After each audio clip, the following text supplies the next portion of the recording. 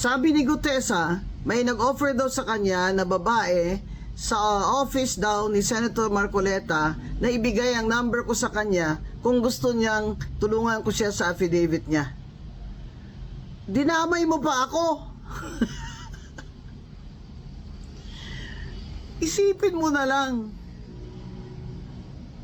With my status as a retired COMELEC commissioner and a former COA commissioner, law practice for 25 years, and you see my law practice was really focused on women's rights.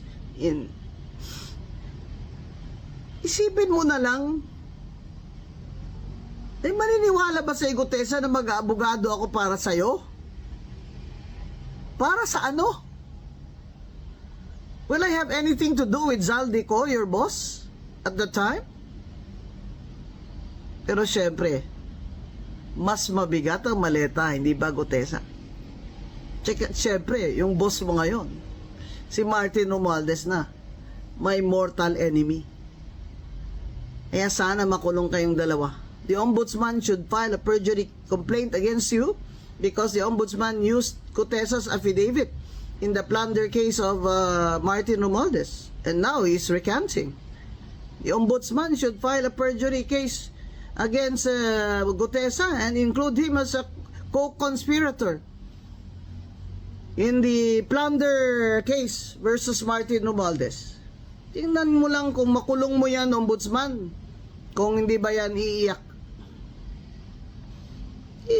Gutesa is undermining the authority of the ombudsman.